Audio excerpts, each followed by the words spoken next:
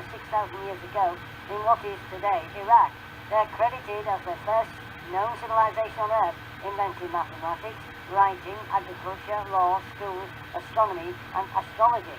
The Sun in our solar system is similar to 90% of all the solar systems in the Milky Way galaxy, all part of a binary star system containing 2 or more suns. The Planet X system can be considered a mini constellation consisting of our Sun's twin, classified a brown dwarf star called a nemesis.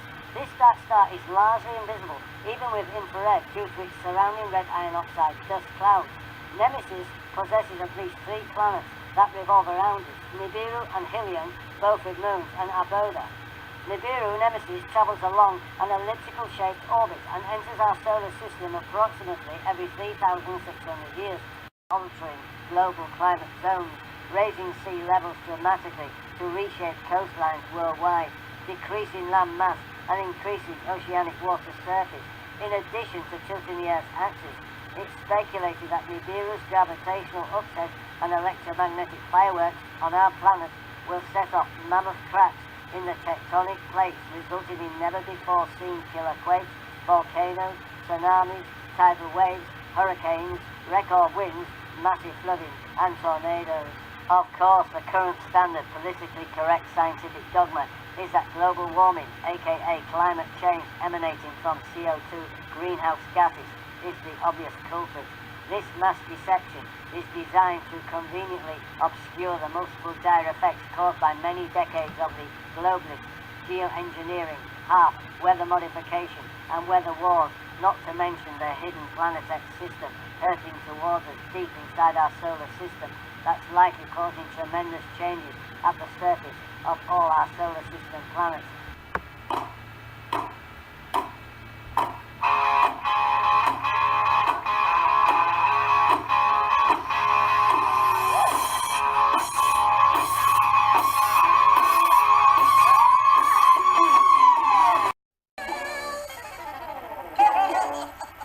Wars of aggression, companies dumping toxic waste everywhere, governments supporting the poisoning of our water.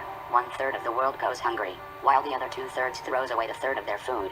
We are digging up all the coal and oil of our planet instead of researching renewable methods. Governments and corporations constantly lie, kill, and extort the entire planet's population just for profit, where in America the richest 1% have 42% of the money. You shouldn't have to be convinced that the system we live under must come to a stop.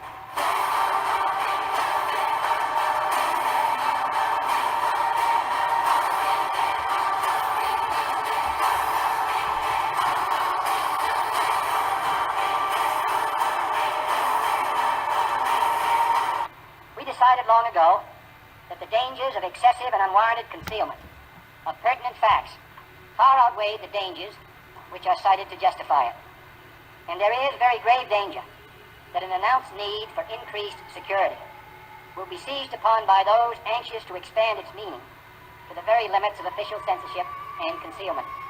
That I do not intend to permit to the extent that it's in my control.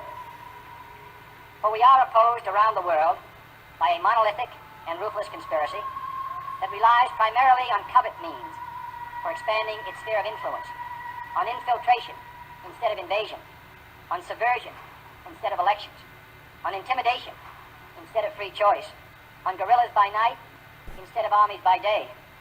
It is a system which has conscripted vast human and material resources into the building of a tightly knit, highly efficient machine that combines military, diplomatic, intelligence, economic, scientific, and political operations. Its preparations are concealed, not published. Its mistakes are buried, not headlined. Its dissenters are silenced, not praised. No expenditure is questioned, no rumor is printed, no secret is revealed. Americans fighting in Iraq. 4 years ago, I promised to end the war in Iraq. We did.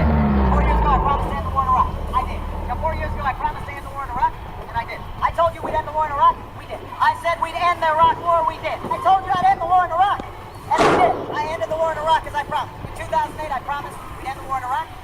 We've ended it. I was able to keep my promise and end the war in Iraq. In 2008, I promised we would end the war in Iraq, and we've ended it. The war in Iraq is over. The war in Iraq is over. I'm ending the war in Iraq. That's why I ended the war in Iraq. We the people tell the government what to do. It doesn't tell us. We the people are the driver. The government is the car. and we decide where it should go, and by what route, and how fast. Almost all the world's constitutions are documents in which governments tell the people what their privileges are. Our Constitution is a document in which we, the people, tell the government what it is allowed to do. We, the people, are free.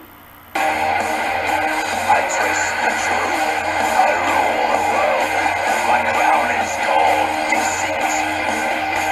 I am the emperor of lies, you grovel at my feet.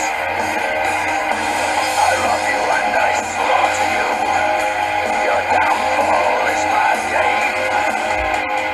And still you play the psychopath and revel in your pain. And all I promise is a lies. All my love is hate. I am the politician, and I decide your fate.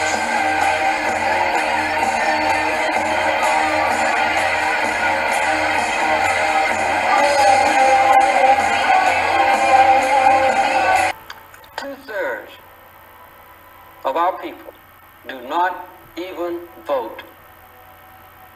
The productivity of American workers is actually dropping.